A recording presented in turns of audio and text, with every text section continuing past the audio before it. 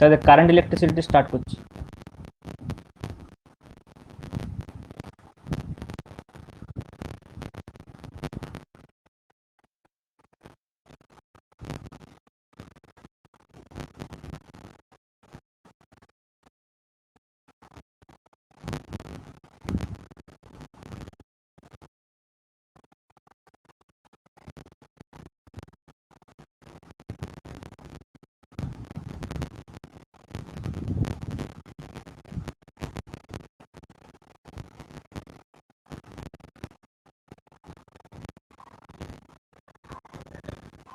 Current electricity, তো বুঝতে পারছি স্বাভাবিকভাবে ফার্স্ট টপিক হচ্ছে আমাদের ইলেকট্রিক কারেন্ট।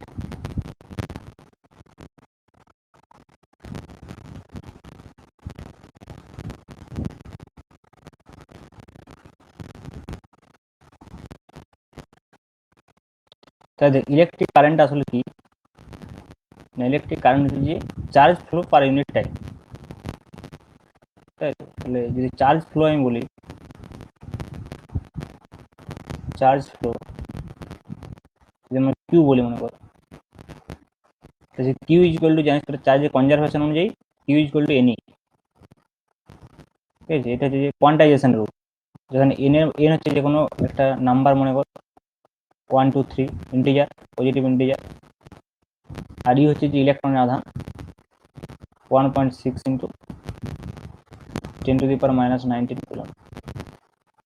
এটা যদি চার্জ ফ্লো কিউ আর রিকোয়ার্ড টাইম মনে করো, চার্জ ফ্লো হচ্ছে টি টাইমে, টাইম অফ ফ্লো মনে করো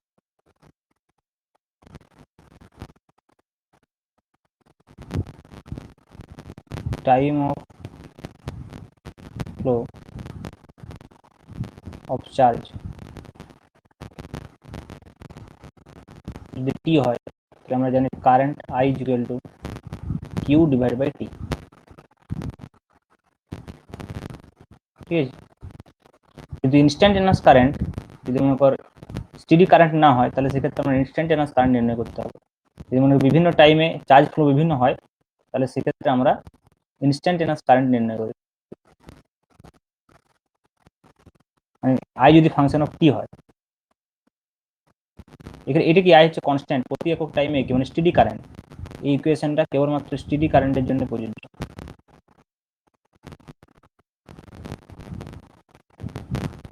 ইনস্ট্যান্টেনিয়াস কারেন্ট হচ্ছে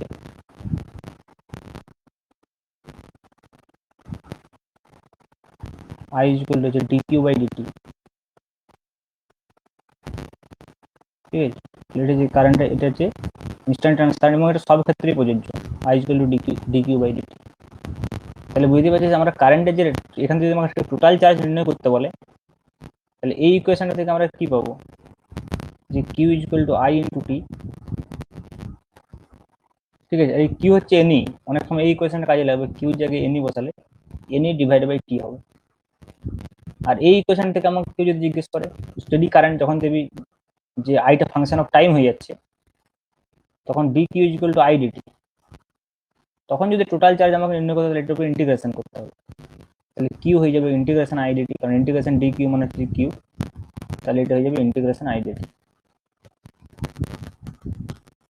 ঠিক আছে? এখান থেকে কোশ্চেন পড়ে টোটাল কারেন্ট নির্ণয় করতে দেবে, টোটাল চার্জ নির্ণয় করতে দেবে, তাই আমি দু একটা অঙ্ক করছি তাহলে বুঝতে পারবি। দিস ভেরি ডেফিনেশন, ওগুলো হচ্ছে ভেরি সিম্পল ডেফিনেশন করে জানিস, এগুলো ক্লাস 10 থেকে পড়ে আসছে, বাট এখান থেকে প্রবলেম দেবে, ঠিক আছে? যেমন আমি একটা প্রবলেম দিচ্ছি, করলে বুঝতে পারবি। সাপোজ ধর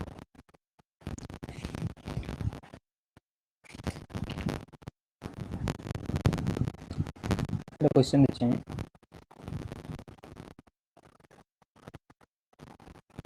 a wire carries current of 2 ampere.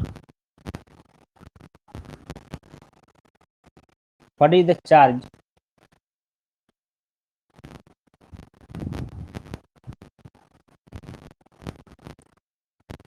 what is the charge that has flowed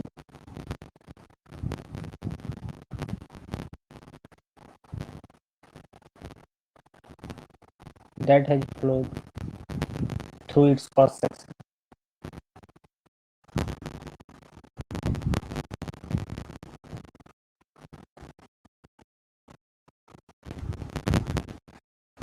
Through its cross section in 1 second.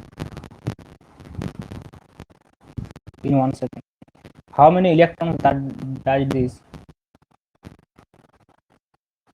How many electrons?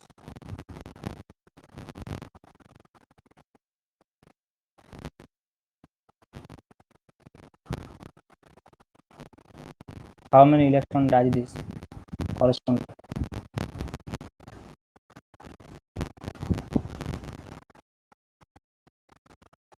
How many electron does this correspond to? এখানে কি বলছে যে একটা ওয়্যারে কারেন্ট যাচ্ছে 2 ampere, ঠিক আছে?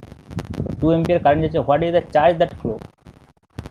Cross সেকশনে 1 সেকেন্ডে কতটা চার্জ ফ্লো করছে তো নির্ণয় করতে হবে। এটা ভেরি সিম্পল, যে আমরা কি জানি I equal to Q by T. তাহলে এখানে কিউ নির্ণয় করতে দিয়েছে, কিউ ইকুয়াল টু কি I T.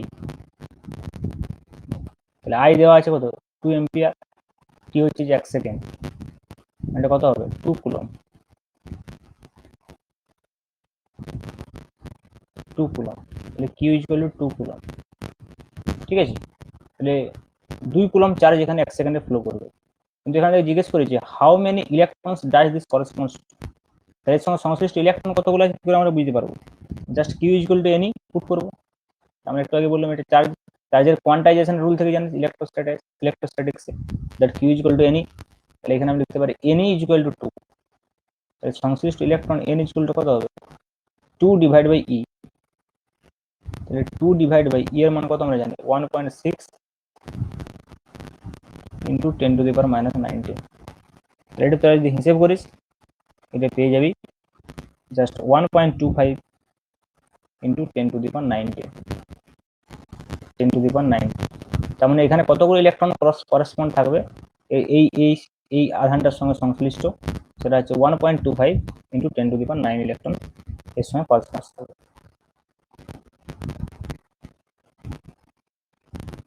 Next question,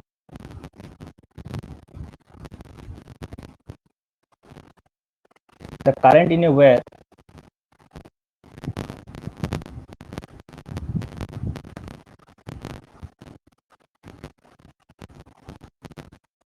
the current in a wire varies with time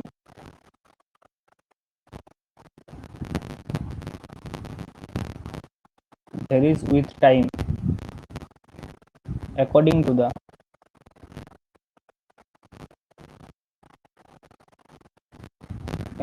the relation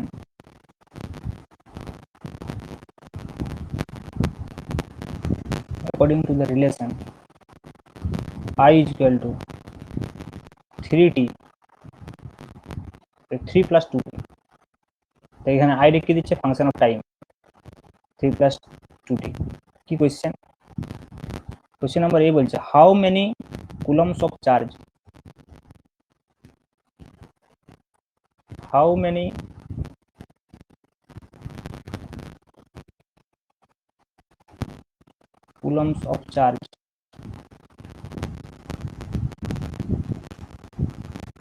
many coulombs of charge pass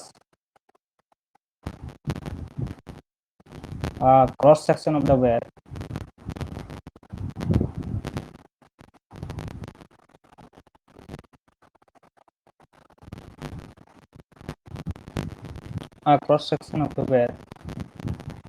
in the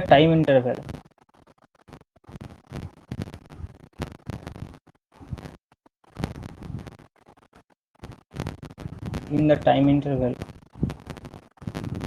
between t equal to 0 and t equal to 4 second. ঠিক আছে, B question বলছে what constant current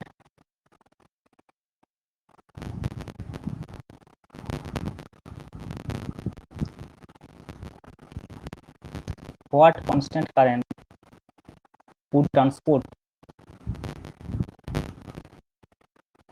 would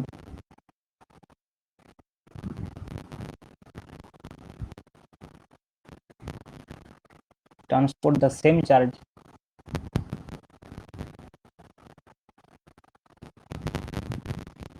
would transport the same charge in the same time interval in the same time interval.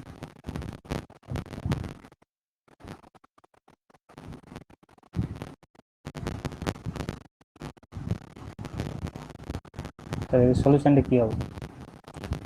প্রথমে part এটা দেখ, এখানে I দেওয়া আছে আর current নির্ণয় করতে, টোটাল চার্জ নির্ণয় করতে বলেছে টি ইকুয়াল টু 0 থেকে টি ইকুয়াল টু 4 সেকেন্ড। আই দেওয়া আছে 3 প্লাস 2t, তাহলে আই এর জায়গায় আমরা কি লিখতে পারবো? dq by dt, dq by dt is equal to 3 plus 2t। dq সমান কত হবে? dq সমান হবে dt দিয়ে গুণ করে দেয়, 3 dt plus 2 into t dt। Total charge মানে কি কিউ, ইন্টিগ্রেশন করলে টোটাল চার্জটা পাওয়া যাবে, কনস্ট্যান্ট গুলো ইন্টিগ্রেশনের বাইরে থাকবে। ইন্টিগ্রেশনের লিমিট কত? টি ইকুয়াল টু 0 থেকে টি ইকুয়াল টু 4, 0 টু 4, 0 টু 4, আর এখানে 0 টু আমি কিউ বলতে পারি টোটাল চার্জ। এটা যদি আমি ইন্টিগ্রেশন করে দেখ কি পাবো? লেফট সাইডে কিউ পাবো is equal to 3 into DT, 3 into T, limit কত বলবো? 4 মাইনাস 0 প্লাস দেখ 2 into T square by 2, T square by 2, তাহলে টি স্কোয়ার বাই 2, এটা বলতে 0 থেকে 4, তাহলে এটা 3 ইন্টু 4 মানে 12 হবে। এই দুইটা কেটে যাবে, আর এখানে 4 4 স্কোয়ার মানে 16, তাহলে 16, 28 কুলম। তাহলে কত চার্জ এখানে পাস করবে? 28। How many coulombs of charge pass a cross section of wire in the time interval T equal to 0 to T equal to 4। তেমন এই সময়ের মধ্যে 28 কুলম চার্জ পাস করবে। তার সঙ্গে কোয়েশ্চেন হচ্ছে what constant current would transport the same charge in the same time interval. কতটা constant current এখানে যাবে যদি কারেন্টটা কনস্ট্যান্ট কারেন্ট হতো? কনস্ট্যান্ট কারেন্টের ইকুয়েশন কি? আমরা সিম্পল জানি I equal to Q by T. তাহলে এই চার্জটা যদি যেতেও মনে কর 28 কুলম 4 সেকেন্ডে, তাহলে কত হতো কনস্ট্যান্ট কারেন্ট? 28 ডিভাইড বাই 4, তার মানে দ্যাট ইজ জাস্ট 7 অ্যাম্পিয়ার যদি কনস্ট্যান্ট কারেন্ট হতো। এই কারেন্টটা না হয়ে যদি এই 28 কুলম চার্জের জন্য টি সময় টি ইকুয়াল টু 4 সেকেন্ডে আমি যদি কনস্ট্যান্ট কারেন্ট পাই, তাহলে সেটা কত হবে? I equal to Q by 2 T simple. ঠিক আছে, নেক্সট টপিক সেটা কারেন্ট ডেন্সিটি, প্রবাহ ঘনত্ব।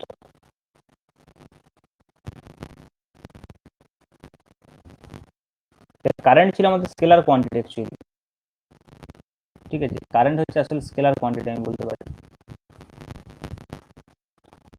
কারেন্ট হচ্ছে স্কেলার কোয়ান্টিটি।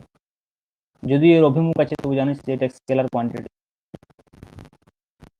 কিন্তু কারেন্ট ডেন্সিটি আমরা যেটা পড়তে চলেছি, কারেন্ট ডেন্সিটি হচ্ছে vector quantity. First differentiation between current density আর ইলেকট্রিক কারেন্ট, এটা হচ্ছে ভেক্টর কোয়ান্টিটি। আচ্ছা, আর কারেন্ট ইলেকট্রিক কারেন্ট যদি আমি বলি, ইলেকট্রিক কারেন্টের ফার্স্ট কমেন্ট আমি দিতে পারি এটা স্কেলার কোয়ান্টিটি, স্কেলার কোয়ান্টিটি।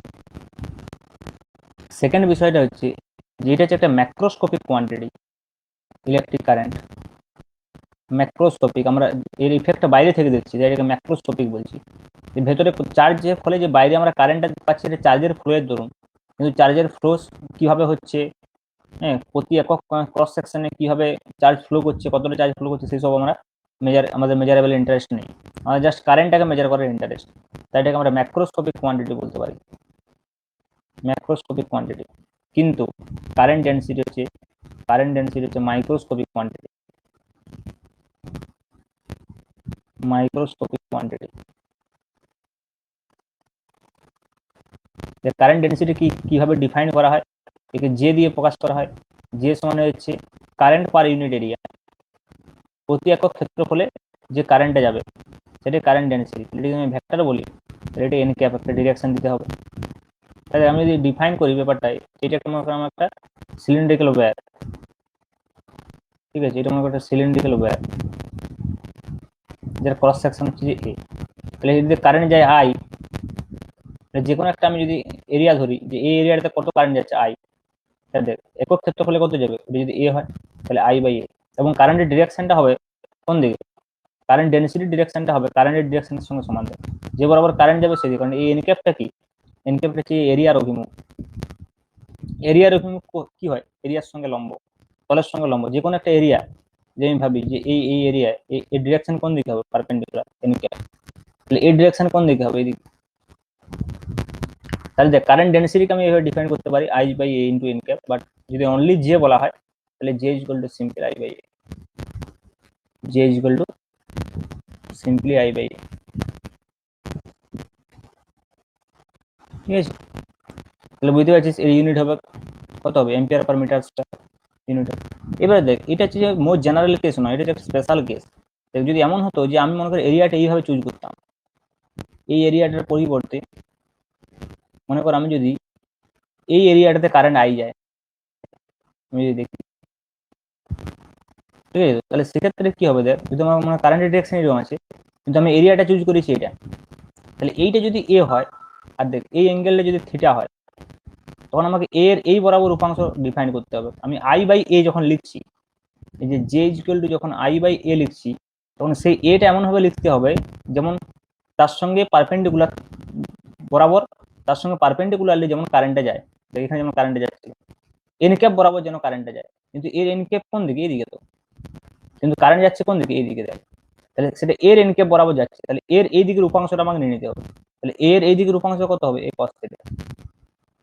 তখন এটা হয়ে যাবে J divide by J equal to I by A cos theta. ঠিক আছে, সিমিলারলি যদি মনে করো আমি এটা নন ইউনিফর্ম ক্রস সেকশন নিই, এটা তো ইউনিফর্মের ক্ষেত্রে হলো, মানে বিভিন্ন এরিয়াটা যদি নন ইউনিফর্ম হয়, অসম ক্ষেত্রফল বিশিষ্ট যদি হয়, নন ইউনিফর্ম যদি হয়, ঠিক আছে, নন ইউনিফর্মের ক্ষেত্রে আবার যেটাকে আমি ডিফাইন করতে পারি এইভাবে, DI by DA, DI by DA. আবার যদি এই নন ইউনিফর্ম এরিয়াটাও যদি একটা অ্যাঙ্গেলে থাকে, তখন এটা হয়ে যাবে কত, J equal to DI by DA cos theta, DI by DA cos theta. দেখ জে এর কতগুলো ফর্ম, চারটা ফর্ম পাচ্ছি অ্যাকচুয়ালি। দেখ প্রথমে যদি ইউনিফর্ম ক্রস সেকশনের জন্য দুটো, আর নন ইউনিফর্ম ক্রস সেকশনের জন্য দুটো, এটা খেয়াল রাখবি। যদি মনে করো আমার ইউনিফর্ম ক্রস সেকশন হয়,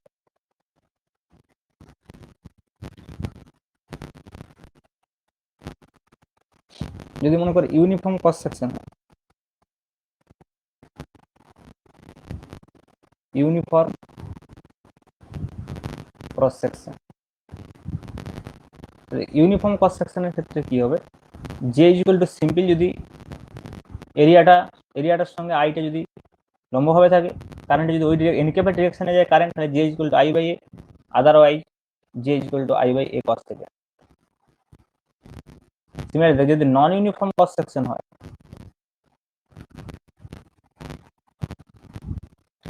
নন ইউনিফর্ম ক্রস সেকশন যদি হয়, ঠিক আছে, তাহলে সেক্ষেত্রে যে কত হবে, ডিআই বাই ডিএ, আর অথবা আমি এইভাবে লিখতে পারি, আদারওয়াইজ অন্য ডিরেকশনে যদি হয়, থিটা অ্যাঙ্গেলে যদি যায় এরিয়াটা, থিটা অ্যাঙ্গেলে থাকে, তাহলে DI by DA cos theta. তাহলে এখান থেকে আমি একটা ডিআই পেতে পারি, ডিআই সমান জে ডিএ কস থিটা। এখান থেকে আমি আই পেতে পারি, I equal two J cos theta. তাহলে দেখি জে কস থিটাকে আমি এইভাবে লিখতে পারি, জে ডট এ, ঠিক আছে, জে ডট এ। তার মানে বুঝতে পারছি দুটো ভেক্টরের ডট প্রোডাক্ট মানে আই ঠিক স্কেলার, এখান থেকে বোঝা যাচ্ছে। কিন্তু এখানে যদি আমি টোটাল কারেন্ট, এখানে ডিআই সময় লিখতে পারি আমি জে ডট ডিএ অবশ্যই, কিন্তু যদি আমি টোটাল কারেন্ট নির্ণয় করতে চাই, আমাকে এখানে ইন্টিগ্রেশন করতে হবে, তাহলে আই হয়ে যাবে integration J dot D over the area. Non uniform cross সেকশনের ক্ষেত্রে in terms of current density আমি আই কে এইভাবে রিপ্রেজেন্ট করতে পারি, বাট ইউনিফর্ম ক্রস সেকশনের ক্ষেত্রে, আর যদি থিটা 0 হয় তাহলে সিম্পল এটা বাই এটা।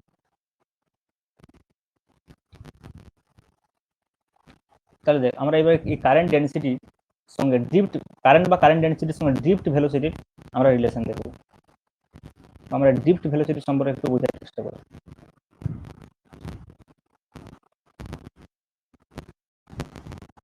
ড্রিফট ভেলোসিটি,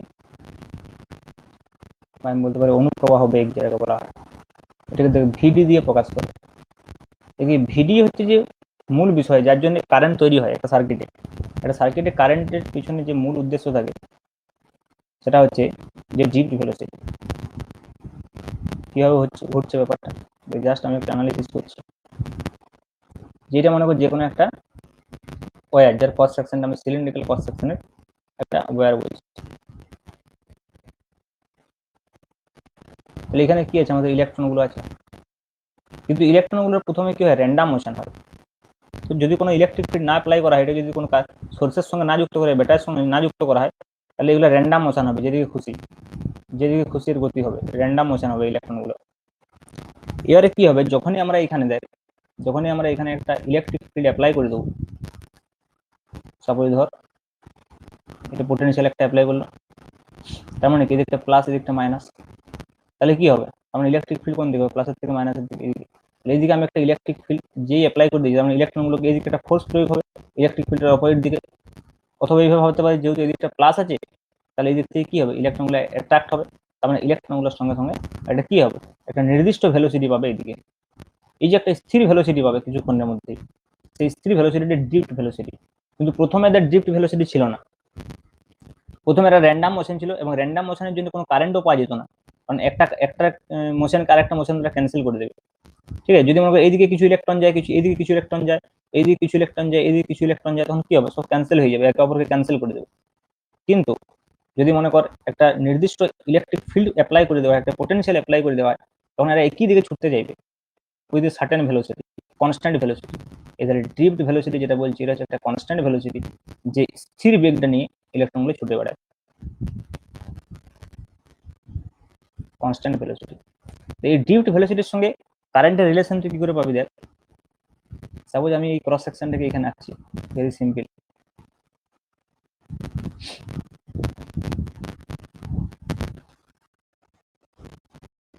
এই ক্রস সেকশনটা মনে করো আমি এখানে নিলাম।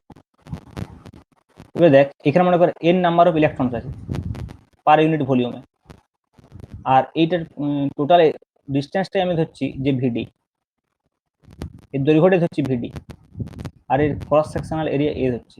তাহলে দেখ এই সিলিন্ডারটার আয়তন কত হচ্ছে, আয়তন হচ্ছে প্রস্থচ্ছেদের ক্ষেত্রফল ইন্টু দৈর্ঘ্য, তাহলে এ ইন্টু ভিডি, এটা হচ্ছে আয়তনের। আচ্ছা, একক আয়তনে কতগুলো ইলেকট্রন আছে, এন সংখ্যক ইলেকট্রন আছে, মোট ইলেকট্রন কত, এটা নাম্বার অফ ইলেকট্রন। একক আয়তনে যদি এন সংখ্যক ইলেকট্রন থাকে, তাহলে এ ইন্টু ভিডি আয়তনে টোটাল ইলেকট্রন সংখ্যা এটা হয়ে যাচ্ছে। তাহলে টোটাল চার্জ কত, এর সঙ্গে ই গুণ করলে চার্জ হয়ে যাবে। তাহলে এই চার্জটা ফ্লো করছে এখান থেকে এখানে, 1 সেকেন্ড আসছে দেখ, কারণ কি ভিডি মানে কি, ভিডি মিটার পার সেকেন্ড, ভিডি কি মিটার পার সেকেন্ড, তাহলে ভিডি মিটার পার সেকেন্ডে ইলেকট্রনগুলো গতিশীল মানে কি 1 সেকেন্ডে কত যাবে, ভিডি পরিমাণ যাবে। তার মানে এইখান থেকে যে ইলেকট্রনটা এখানে পৌঁছাচ্ছে কতক্ষণে পৌঁছাচ্ছে, 1 সেকেন্ডে। তার মানে এই এত সংখ্যক ইলেকট্রন, দেখ এত সংখ্যক ইলেকট্রন এই প্রান্ত থেকে এই প্রান্তে পৌঁছাচ্ছে জাস্ট 1 সেকেন্ডে। তার মানে ডিভাইড বাই কত, 1, তাহলে এটা হচ্ছে Q divide by 1, Q by T হয়ে যাচ্ছে, কিউ ডিভাইড বাই 1। কিউটা কি চার্জ, টোটাল চার্জ যেটা এখান থেকে ফ্লো করছে। টোটাল চার্জ কি করে পেলাম না, প্রত্যেকটা ইলেকট্রনের আধান হচ্ছে ই, তাহলে কতগুলো ইলেকট্রন আছে, একক আয়তনে যদি ইলেকট্রন এন থাকে, তাহলে এ ইন্টু ভিডি আয়তনে এতগুলো ইলেকট্রন থাকবে ইন্টু ই, তাহলে এই টোটাল চার্জটা ফ্লো করছে কত সেকেন্ডে, 1 সেকেন্ডে, তাহলে Q by T, Q by 1, এটাই আসলে আই, এটাই আসলে আই। তাহলে ভেরি সিম্পল একটা আমরা রিলেশন পেয়ে গেলাম আই এর সঙ্গে ভিডি।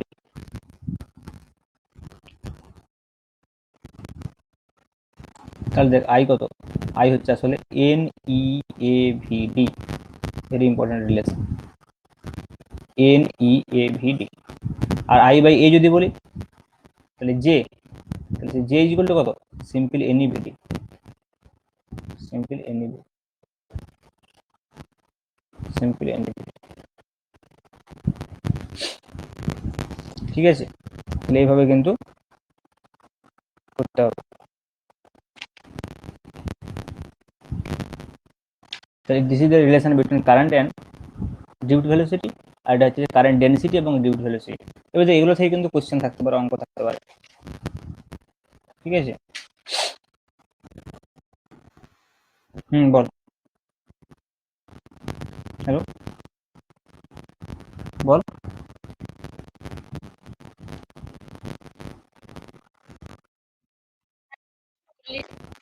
হুম, আমি পড়ে দিচ্ছি, তোরা না থাকলেও আমি পড়ে দিচ্ছি, কেউ যদি নাও থাকে তো পড়ে দিচ্ছি, তোরা পরে দেখে নেবে, ঠিক আছে? অসুবিধা নাই তো? হুম, ঠিক আছে।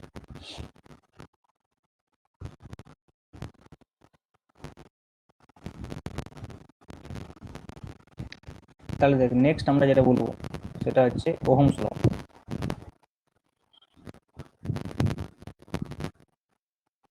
ওহমস ল দুটো ফর্ম আছে, তোরা জানিস, একটা স্কেলার ফর্ম, একটা হচ্ছে ভেক্টর ফর্ম।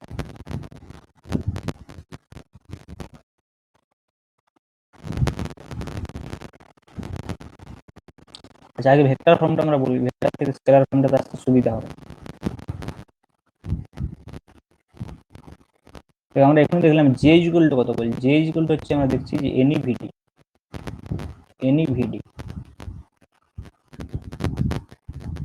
এবার দেখ ভিডির সঙ্গে একটা সম্পর্ক আছে, সেটা হচ্ছে মোবিলিটি, মোবিলিটি অফ ইলেকট্রন আমি যদি বলি। মানে এই যে ভিডিটা, এই ভিডিটা হচ্ছে প্রপোর্শনাল টু ইলেকট্রিক ফিল্ড। কারণ একটু আগে বুঝতে পারলি যে এখানে যে যত বেশি ইলেকট্রিক ফিল্ড দেবো তত কি হবে, এই ইলেকট্রনের ভেলোসিটি বেশি হবে। ইলেকট্রনের ভেলোসিটিটা ডিপেন্ড করছে ইলেকট্রিক ফিল্ডের উপরে। তার মানে এই ভিডি যেটা আমরা বলছি না, এই ভিডি আসলে প্রপোর্শনাল টু ইলেকট্রিক ফিল্ড। তাহলে এই প্রপোর্শনাল টু কনস্ট্যান্টটাকে যদি আমি এখানে লিখি, সেটা হচ্ছে মিউ।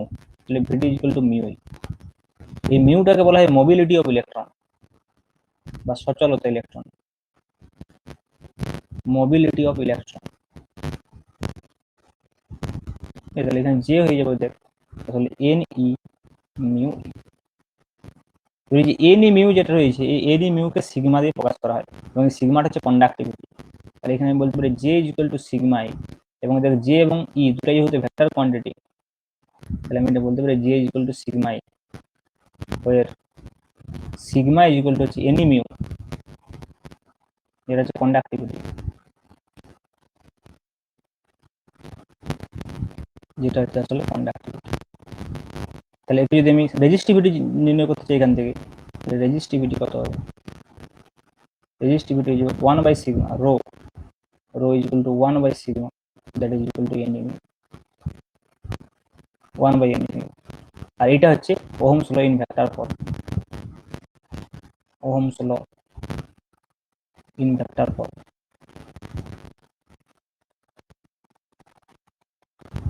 এবার এখান থেকে আমরা ওহমস ল এর যে অতি পরিচিত রূপ বা স্কেলার ফর্ম যেটা বলে, সেটা হচ্ছে ভি ইকুয়াল টু আইআর, সেটা পেয়ে যাবো। আমি লিখতে পারি well known form, well known form of Ohm's ল।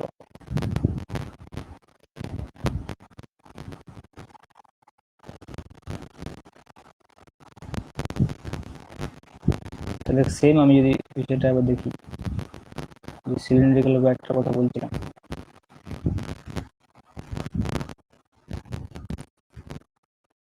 এই ক্রস সেকশনের এরিয়া এ,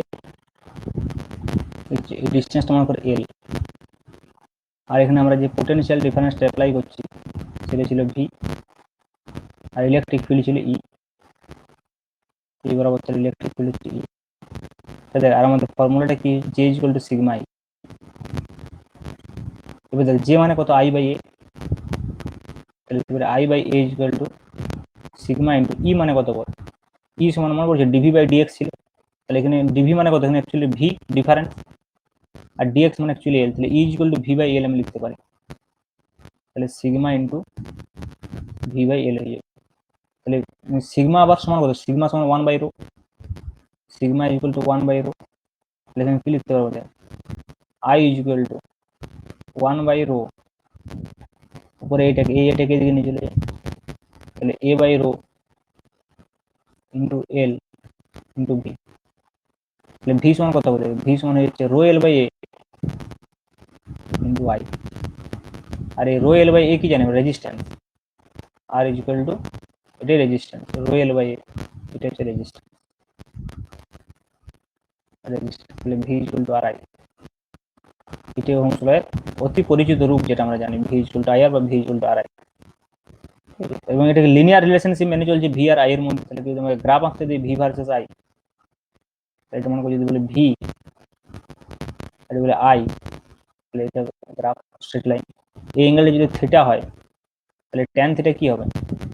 ট্যান থিটা হচ্ছে এই গ্রাফটার প্রবণতা। এটি যেমন ওয়াই সমান এম এক্স বলে দেয়, এটা ওয়াই, এটা হচ্ছে এক্স। কারণ দেখ ওয়াই এক্সিস বরাবর ভি আছে, এক্স এক্সিস বরাবর আই আছে, তাহলে ওয়াই ইকুয়াল টু এক্স, এটা নিশ্চয়ই এম হবে প্রবণতা। তাহলে ট্যান থিটাটা কি? এই গ্রাফ থেকে যদি কেউ ট্যান থিটা নির্ণয় করে সেটা হচ্ছে রেজিস্ট্যান্স। তার মানে ভিআই লেখচিত্রের যে প্রবণতা সেটা কি দেবে? রেজিস্ট্যান্স দেবে। আমি গ্রাফ থেকে রেজিস্ট্যান্স নির্ণয় করতে পারি, আর mathematically R equal to rho L by এটা হচ্ছে রেজিস্ট্যান্স। ঠিক আছে, এটাও ওরকম ছিল। এবার এখান থেকে কোয়েশ্চেন দিতে পারে, এই রেজিস্ট্যান্স থেকে অনেক রকমের কোয়েশ্চেন হবে। আমি দুটো কোয়েশ্চেন করে দিচ্ছি।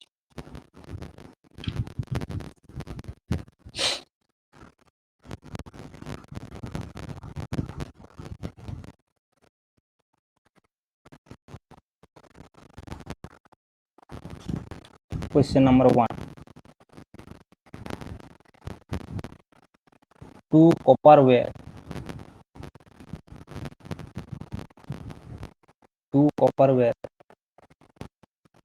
of the same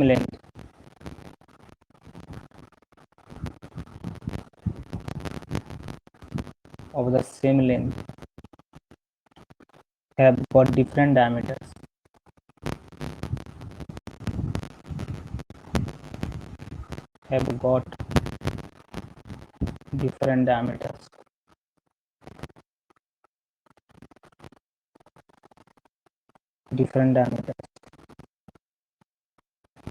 এতে বলছে which wire has greater resistance? Which wire has greater resistance?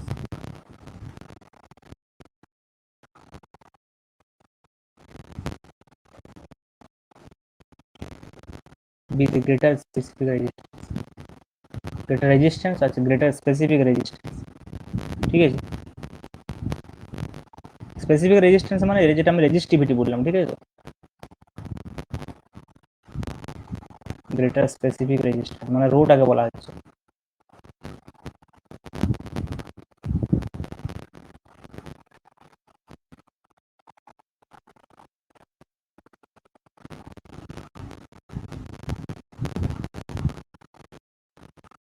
কোয়েশ্চেনটা কি বলেছে? টু কপার সেম লেন্থ, দুজনের লেন্থ একই কিন্তু ডায়ামিটার আলাদা। তাহলে দেখ আর ইকুয়াল টু কত? Rho L by A. তাহলে দুটোই কপার ওয়্যার বলছে, কপার মানে তার রো একই হবে, কারণ রোটা তো ম্যাটেরিয়ালসের উপর ডিপেন্ড করে। তাহলে রো একই, তাহলে রো যদি একই হয় আর এলটাও একই আছে, তাহলে এখানে কি বোঝা যাচ্ছে? আর প্রপোর্শনাল টু 1 বাই এ। তাহলে এ মানে কত? আবার পাই আর স্কোয়ার। ডায়ামিটারের ব্যাসার্ধ মানে একই রকম ভাবেই চেঞ্জ হবে, তাহলে আর প্রপোর্শনাল টু কত হচ্ছে? 1 বাই আর স্কোয়ার। ডায়ামিটারের বর্গের সঙ্গে ব্যস্তানুপাত। তাহলে হুইচ হ্যাভ গ্রেটার রেজিস্ট্যান্স বলছে, কার রেজিস্ট্যান্স বেশি হবে? যার ডায়ামিটার কম হবে। Same length got different diameter, যার ডায়ামিটার যার কম হবে, ঠিক আছে। তাহলে স্মল ডায়ামিটার যার হবে তার কি হবে? হাই রেজিস্ট্যান্স হবে, হাই রেজিস্ট্যান্স হবে। কিন্তু দেখ এই সেকেন্ড কোশ্চেনটা দেওয়ার কোনো মানে হয়নি, কারণ ফার্স্ট কোশ্চেনের উত্তরটা পেয়ে গেছি। Which have greater specific resistance, দুটোর সেম স্পেসিফিক রেজিস্ট্যান্স হবে, কারণ রো হচ্ছে ম্যাটেরিয়ালের উপর ডিপেন্ড করে, আর দুটো ম্যাটেরিয়াল একই বলা আছে, কপার। রোটা হচ্ছে প্রপার্টি অফ ম্যাটেরিয়াল অ্যাকচুয়ালি। রোধাঙ্ক হচ্ছে object.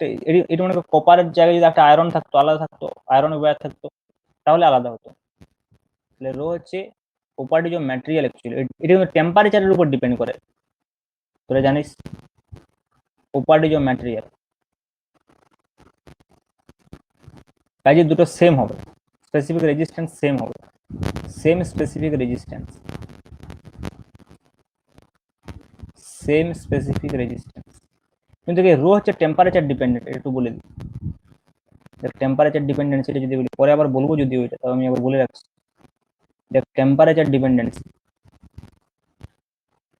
Resistance R equal to কত? Rho L by A. তাহলে দেখো রো হচ্ছে যে টেম্পারেচারের উপর ডিপেন্ডেন্ট, রো হচ্ছে টেম্পারেচারের উপর ডিপেন্ড করে, তাহলে অবশ্যই আরও টেম্পারেচারের উপর ডিপেন্ড করবে। টেম্পারেচার ডিপেন্ড, কিন্তু কিভাবে ডিপেন্ড করবে দেখ, আমি যদি এর মূল মেকানিজমটাতে যাই বুঝতে পারবো যে আমার রেজিস্ট্যান্স মানে কি, এই ইলেকট্রনগুলোর গতিপথে বাধার সৃষ্টি করছে, তবে তো রেজিস্ট্যান্স। বাধা কি জন্য হচ্ছে না, ইলেকট্রনের সঙ্গে এই ক্লাসগুলো রয়েছে এই ক্রিস্টালে, সেই ক্লাসগুলোর সঙ্গে কলিশন হচ্ছে। তাহলে টেম্পারেচার যদি বাড়ানো হয় তাহলে ক্লাসগুলোর ভাইব্রেশন বেড়ে যাবে, তাহলে কি হবে, কলিশনটা বেশি হবে। তাহলে কলিশন যদি বেশি হয় তার মানে বেশি বাধা সৃষ্টি করবে, তার মানে রেজিস্ট্যান্স বেশি হবে। ওই জন্য কন্ডাক্টরের ক্ষেত্রে, পরিবাহী পদার্থের ক্ষেত্রে কি হয়, যদি আমরা টেম্পারেচারকে ইনক্রিজ করি তাহলে কি হবে, কলিশন ইনক্রিজ হবে।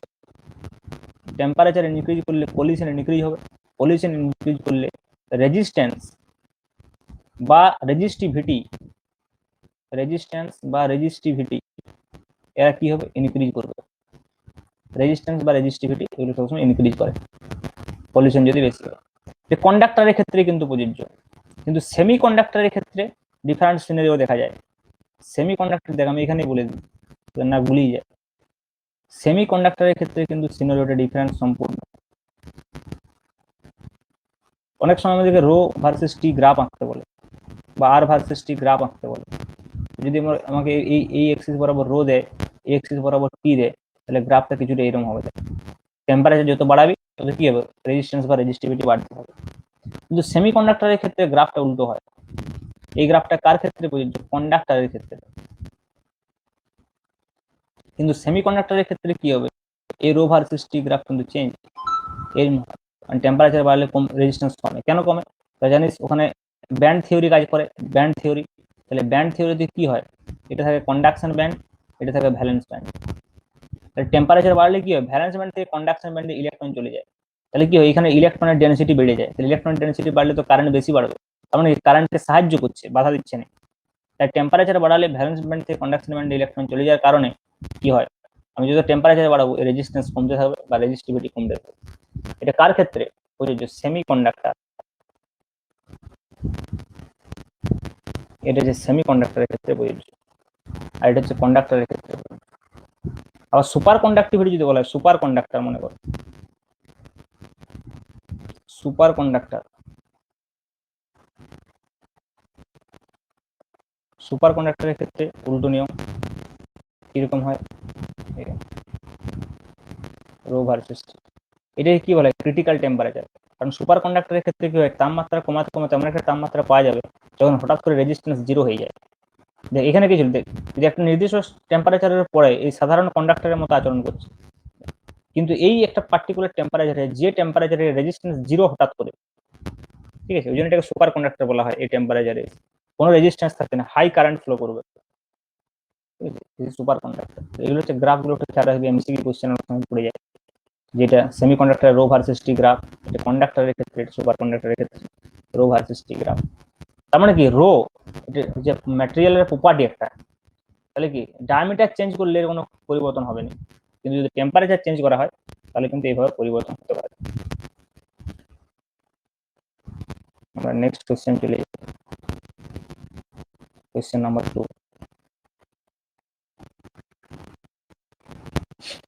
খুব ইম্পর্টেন্ট কোশ্চেন এটা, অনেক সময় কোশ্চেন এটা পাওয়া যাবে। A wire has a resistance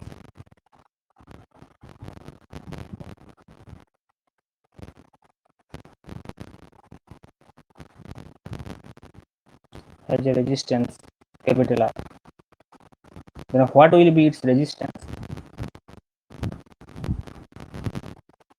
what will be its resistance if it is stretched,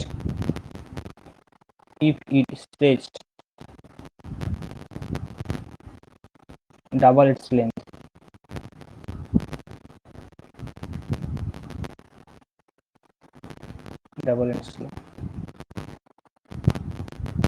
খুব গুরুত্বপূর্ণ কোশ্চেন, এবং সঙ্গে আমি আরেকটা কোশ্চেন এখানে ডিসকাস করে দেবো।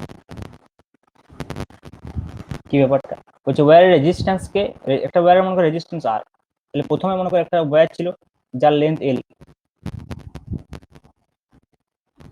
এল, তার রেজিস্ট্যান্স আর, তাহলে আর ইকুয়াল টু আমরা কত জানি, রো এল বাই এ, তাহলে অবভিয়াসলি ক্রস সেকশন এরিয়া এ। এবারে কি করা হয়েছে, একে স্ট্রেচ করে লেন্থটা ডবল করে দেওয়া হয়েছে, লেন্থটা ডবল করলে কি হবে, তারটা নিচে সরু হয়ে যাবে আগের থেকে, এইটা বুঝতে হবে, তারটা আগের থেকে কি হবে, সরু হয়ে যাবে। তাহলে আগের থেকে যদি সরু হয়ে যায় তারটা, দৈর্ঘ্যটা 12 হয়ে যাবে। তাহলে এখানে একটা জিনিস খেয়াল রাখতে হবে, আয়তনটাতে কি থাকবে, আয়তনটা চেঞ্জ হবে না, এরও যে আয়তন এরও তো আয়তন, আয়তন কিন্তু সেম, ঠিক আছে, যতই দ্বিগুণ করা হোক।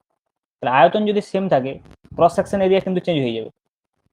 এটা যদি এ হয় তাহলে এটা এ থাকবে না, এরিয়ার সঙ্গে ধরতে পারে, ক্রস সেকশন এরিয়া চেঞ্জ হয়ে যাবে।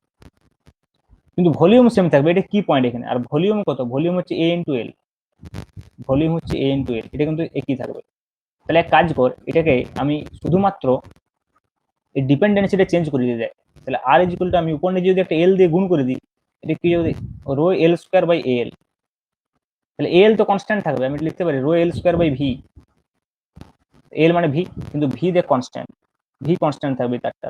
তাহলে যতই তুই দৈর্ঘ্যে কম বেশি কর, তাহলে ভি যদি কনস্ট্যান্ট থাকে, আর রো তো আমি বললাম যে ম্যাটেরিয়ালসের প্রপার্টি, তাহলে লেন্থ চেঞ্জ করলে আর কিভাবে চেঞ্জ হবে, directly proportional to L square, very important, এটা তাড়াতাড়ি অঙ্কটা অনেক হবে। তুই যদি এখানে এরকম ভাবে করিস, যেগুলো অঙ্ক করা থাকে বেশিরভাগ বইতেই, যে এ ওয়ান সমান এ2 এইভাবে করা থাকে দেখবি, দিয়ে দুটোর ক্ষেত্রে বসাবে, একটা ক্ষেত্রে আর ওয়ান নির্ণয় করবে, একটা ক্ষেত্রে আর টু নির্ণয় করবে, দিয়ে অনুপাত নির্ণয় করবে, কিন্তু অত বড় করার প্রয়োজন নেই, কারণ এইখানে আমি এটাকে চেঞ্জ করে নিতে পারবো। দেখ উপর নিচে জাস্ট এল দিয়ে গুণ করে দিলে, এই এল মানে ভি, আর ভিটা কনস্ট্যান্ট হয়ে গেলো, রো তো অলরেডি কনস্ট্যান্ট, তার মানে আর প্রপোর্শনাল টু এল স্কোয়ার, তার মানে রেজিস্ট্যান্স কত হবে, যদি এলটাকে দ্বিগুণ করা হয়, রেজিস্ট্যান্স 4 গুণ, এখান থেকে ডাইরেক্ট বোঝাচ্ছে দেখ, যে এল যদি দ্বিগুণ করা হয় তাহলে আর কত হবে, 4 গুণ হবে, সিম্পল। এবং এখান থেকে আরেক ধরনের কোয়েশ্চেন আছে দেখবি, যে বলবে সাপোজ মনে কর পার্সেন্টেজের কোয়েশ্চেন আছে দেখ, বললো যে লেন্থটাকে মনে কর 0.1%, 0.1% মনে কর ইনক্রিজ করা হচ্ছে লেন্থটাকে, লেন্থ মনে কর বললো যে 0.1% ইনক্রিজ করা হচ্ছে, তাহলে রেজিস্ট্যান্স কত ইনক্রিজ করবে বা ডিক্রিজ করবে, রেজিস্ট্যান্সের ইনক্রিজ বা ডিক্রিজ কত হবে। এই অঙ্কগুলো যদি শতকরা নিয়মে করতে চাস অনেক বড় হবে, ঠিক আছে, আমরা শতকরা নিয়মে এটা করবো না, ডাইরেক্ট হয়ে যাবে। আর যদি প্রপোর্শনাল টু এল স্কোয়ার হয়, আমরা এখন দেখলাম, তাহলে আর ইজ ইকুয়াল টু আমি লিখতে পারি নিশ্চয়ই কে এল স্কোয়ার। আচ্ছা, আমাকে জিজ্ঞেস করেছে যে রেজিস্ট্যান্সের শতকরা পরিবর্তন কত, তার মানে আসলে কি, R2 minus R1 divide by R1 into 100, এইটা আমাকে নির্ণয় করতে বলেছে অ্যাকচুয়ালি, ভেবে দেখ। এইটাকে যদি আমি ডিফারেন্সিয়াল ফর্মে লিখি, কিভাবে লিখবো, ডিআর বাই আর ইন্টু 100, আমাদের এইটা নির্ণয় করার উদ্দেশ্য, তাহলে ডেরিভেটিভ করে নির্ণয় করে নেবো। তাহলে দেখ, এটা যদি আমি উভয় পক্ষে লগ নিয়ে নিই, তাহলে কত হবে, ln r equal to ln k plus 2 ln l, 2 ln l, এবার ডেরিভেটিভ করে দে, তাহলে ln r এর ডেরিভেটিভ কত হবে, dr by r, 1 by r into dr, ln k constant, তাহলে derivative 0, plus 2 into ln l derivative কত হবে, dl by l। এবার দেখ আমার 0.1% বলেছে লেন্থ বৃদ্ধি ঘটেছে, তাহলে লেন্থ কত, L2 minus L1 divided by L1 into 100, এটা সমান 0.1% বলা আছে। এইটা মানে কি আসলে, ডিএল বাই এল ইন্টু 100, তার মানে আমি ডাইরেক্ট পার্সেন্টেজে বসিয়ে দিই, আমার 100 আনার দরকারই নেই। তাহলে ডিএল বাই এলটা আমি, এইটাকে আমি ধরে নিচ্ছি ডিএল বাই এল, তাহলে ডিএল বাই এলটা হচ্ছে 0.1%, তাহলে ডিআর বাই আর কত হবে, ডিআর বাই আর হয়ে যাবে 2 ইন্টু, এরর অ্যানালিসিসে যেমন অঙ্কগুলো করতিস ঠিক একই রকম ভাবে 0.1%, তার মানে 0.2% গুণ করলে দেখ ডাইরেক্ট, আমি এখানে ডাইরেক্ট পেয়ে যাবো। তার মানে দেখ এইখান থেকে যখন এটা স্কোয়ার থাকবে, তার মানে এটাকে 2 দিয়ে জাস্ট গুণ করে দিলে হবে, বুঝেছিস, আর পার্সেন্টেজ স্কোয়ার মানে পার্সেন্টেজটা কত, 0.2%, কিন্তু যদি শতকরা অঙ্ক করিস অনেক বড় হবে। কিন্তু এই পদ্ধতিটা একটা ত্রুটি আছে, ত্রুটি হচ্ছে যদি এই পার্সেন্টেজটা খুব বেশি দেয়, তাহলে কিন্তু এই পদ্ধতিটা কাজ করবে না। মনে করো আমাকে বললো যে লেন্সটা আমি 20% বাড়িয়ে দিলাম, তখন কিন্তু এই অ্যান্সারটা সঠিক আসবে না, অ্যান্সারটা ডেভিয়েট হয়ে যাবে, কারণ বুঝতে পারছি আমরা এটা ডিফারেন্সিয়াল ফর্মে ধরে নিয়েছি, মানে খুব কম পরিবর্তনের জন্য, অ্যাকচুয়ালি হওয়া কি উচিত ছিল R2 minus R1 by R1। তাহলে সেক্ষেত্রে তো কি পলিসিটা করতে হবে, যেহেতু এমসিকিউ কোশ্চেন, চিন্তার কোনো কারণ নেই, তুই কাছাকাছি অ্যান্সারটা দাগ দিয়ে দিতে পারবি, ঠিক আছে, কিন্তু ডেসক্রিপটিভের ক্ষেত্রে এই পদ্ধতিটা প্রয়োগ করা যায় না যদি এটা বেশি হয়ে যায় পার্সেন্টেজ, কিন্তু এমসিকিউ পরীক্ষার ক্ষেত্রে ইউজ করা যাবে, তার কারণ তোর অ্যান্সারটা কি, অ্যান্সারটা একটু ডেভিয়েট আসবে, তো এটা তো 0.2% আসছে, ওইটাতে হয়তো এলো মনে কর 0.17%, তখন তুই বুঝবি যে এটা তার মানে 0.2% কাছাকাছি হবে, ঠিক আছে, তো সেরকম ভাবে কিন্তু কিছুটা ডেভিয়েট আসবে, তাহলে পার্সেন্টেজ যদি বেশি হয়, আর যদি পার্সেন্টেজ কম হয়, খুব কম, তাহলে দুটো পদ্ধতি সেম আসবে, একদম একজাক্ট হবে। বেশিরভাগ ক্ষেত্রে দেখা যায় অঙ্কগুলো এইভাবে খুব পার্সেন্টেজ কম থাকে, যদি বেশি থাকে কোনো অসুবিধা নেই। ধর এটা যদি মনে করো 20% বলতো, তো রেজিস্ট্যান্স কত হতো? 40%। যদি 20% বলতো, তাহলে এখানে কত? 2 × 20%, তো রাস্তা কত? 40%। দেখবি অপশানে একটাও 40% নাই, অপশন হয়তো কোনোটা 38% আছে, 37% আছে, তখন 40-এর কাছাকাছি যেটা থাকবে বা 41% আছে, 40-এর কাছাকাছি যেটা থাকবে সেটা দাগ দিতে হবে। অ্যারাউন্ড 40 যেটা থাকবে, কম বা বেশি, অ্যারাউন্ড 40 থাকতে হবে। কম হবে না বেশি হবে সেটা করলেই তুই বুঝতে পারবি, যে এখানে তেমন বুঝতে পারলি যে ইনক্রিজ হচ্ছে। ঠিক আছে, এইভাবে কিন্তু এই ধরনের অঙ্কগুলো একটু চালাকি করে করতে হবে, ইন্টেলিজেন্টলি তোকে ইউজ করতে হবে, তাহলে বুঝতে পারবি।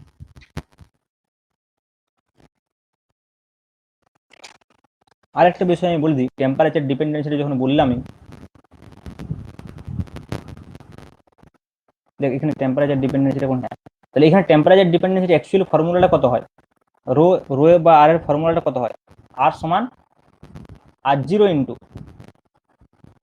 1 plus alpha into T minus T0। এই ফর্মুলাটা একটু মনে রাখিস। এখানে আলফাটা কি? রোধের উষ্ণতা গুণাঙ্ক। যেমন তোরা কঠিন পদার্থের প্রসারণ, তরল পদার্থের প্রসারণে পড়েছিলি না, এল সমান L0 into 1 plus alpha T, A সমান A0 into 1 plus alpha T. Temperature dependence ছিল, সিমিলারলি এখানেও তাই হচ্ছে। T0টা কি? প্রাথমিক ইনিশিয়াল, আর আরটা কি? T°C। T0 যদি 0 হয়, মনে কর 0°C যদি হয়, তাহলে সিম্পল আর ইকুয়াল টু কত হবে? R0 into 1 plus alpha T, simple এটা হয়ে যাবে। ঠিক আছে, তাহলে সেক্ষেত্রে এটি 0°C হয়ে গেল। আর এই আলফাটাকে রোধের উষ্ণতা গুণাঙ্ক বা টেম্পারেচার কোএফিসিয়েন্ট বলা হয়, টেম্পারেচার কোএফিসিয়েন্ট অফ রেজিস্ট্যান্স। এটা প্রুফ করার দরকার নেই, প্রুফ অ্যাকচুয়ালি হয় না এটা, কিন্তু লজিক্যালি এটা বোঝানো যেত, কিন্তু আমাদের এখানে প্রয়োজন নেই। তার কারণ হচ্ছে যে আমাদের এই ফর্মুলা ডাইরেক্ট লাগবে, এটা বিশেষ কিছু ডিপ ইনসাইড নেই, ওই জন্য আমি আর বলছি। Temperature coefficient of resistance, of resistance. Okay, তাহলে আমরা নেক্সট দিন এটা একটা অঙ্ক করব, তারপরে বাকি সেকশনটাতে যাব। তো মনে হচ্ছে ফার্স্ট সেকশনটা প্রায় শেষ করে ফেলেছি, এবারে কেসিএল কেভিএল ঢুকে যেতে হবে। পরের দিন 2-1টা অঙ্ক করে আবার কেসিএল কেভিএল ঢুকে যাব। ঠিক আছে, আশা করি নেক্সট দিন বা আর একটা 2-3টে ক্লাস লাগবে পুরো কারেন্ট ইলেকট্রিসিটিতে, 3-4টে চ্যাপ্টার আছে তো। ঠিক আছে, থাক আজকে।